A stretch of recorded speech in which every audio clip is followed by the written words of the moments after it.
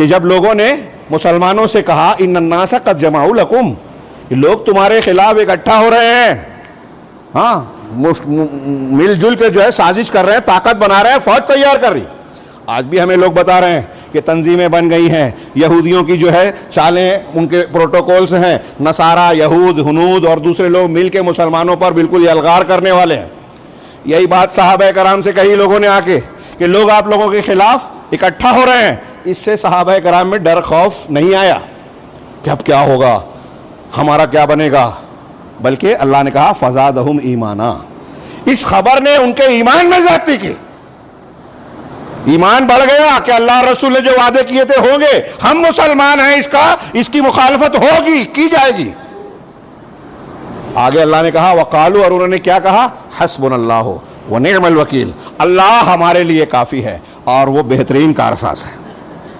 क्या अल्लाह ने रुसवा होने दिया? हाँ, गौर करने की बात है।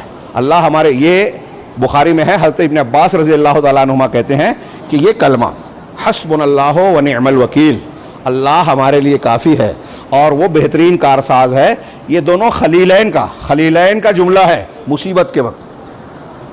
ये हज़रत इब्राहीम अलैहिस्सलाम ने उस वक्त कहा जब आपको आग में डाला जाने लगा। सही बुखारी में हज़रत इब्न अब्बास का कौल है। ये हज़रत इब्राहीम खलीलुर रहमान अलैहिस्सलाम का जुमला है, उस वक्त जब आग में डाला गया, अल्लाह हमारे लिए काफ़ी है और वो बेहतरीन कारसाज है।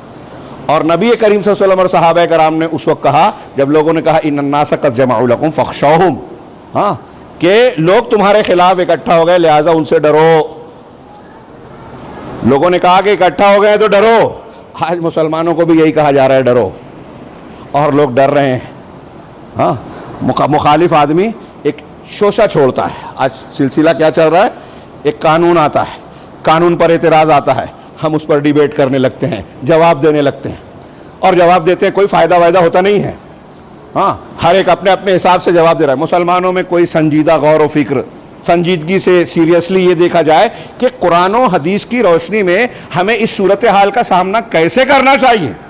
कोई गिरोह जो है वो केस कबाड़ी में और बयानबाजी में लगा हुआ है, कहीं सन्नाटा और खामोशी छाई हुई है, कहीं मदारिस और दूसरे लोग जो हैं वो हुकूमत को राज़ी करने की कोशिश में लगे हुए हैं। अभी मैंने एक पोस्ट पढ़ी, उसमें ये एतराज़ किया साहिब तहरीर ने कि आज हम देख रहे हैं कि मुसलमान मदारिस और बड़े बड़े इदारे जो है वो कोई गैर मुस्लिमों को राज़ी करने और उनको खुश करने के लिए क्या क्या कर रहे हैं। अभी योगा डे हुआ हमारे यहाँ, योगा मनाया जा रहा है और उसके फोटो तक शेयर की जा रही है। उलमाए कराम और बुजुर्गान जो है वो योगा के आसन कर रहे हैं। हाँ, क्या इससे आपको मकबूलियत मिल जाएगी? इससे आपके मसाइल हल हो जाएंगे? हाँ, हमारी जमात में दाखिली सतह पर खारजी तौर से जो हमले हो रहे हैं, मुसलमानों को बाहर से जो निशाना बनाया जा रहा है, ये रुकेगा नहीं। हक और बातिल की ये जंग हमेशा चलती है, चली आ रही है, क़यामत तक रहेगी, दज्जाल के खात्मे तक चलती रहेगी। तो बाहर के हमले तो होते रहेंगे, ये तयशुदा बात है और ये हमारा इम्तिहान है। और अंबियाए कराम को इससे गुजरना पड़ा, तभी आला दर्जा पर पहुंचा और इस इम्तिहान से कामयाब होने के बाद उनको अल्लाह रब्बुल आलमीन के यहाँ तकर्रुब हासिल हुआ। हम सोचते हैं कि बगैर कोई इम्तिहान दिए हुए, बगैर कोई कुर्बानी दिए हुए हमको जन्नत मिल जाएगी, अल्लाह की कुर्बत मिल जाएगी, अपने ईमान की कसौटी पेश कर देंगे। नहीं, हमको भी गुजरना पड़ेगा ना। तो ये तो तय है। लेकिन मैं ऐसा मानता हूँ, और मानता क्या हूँ, आप गौर करें, आप भी मानेंगे कि मुसलमानों के लिए खारजी हमला न नया है और न ख़तरा है। हमारे खिलाफ साजिश हो रही है, मंसूबे बन रहे हैं, लोग मिल के ये कर रहे हैं, वो कर रहे हैं। ये कोई नई बात नहीं है और ये ख़तरे की बात भी नहीं है। अच्छी तरह दिमाग में रख लीजिए, ख़तरे की बात कब होती है?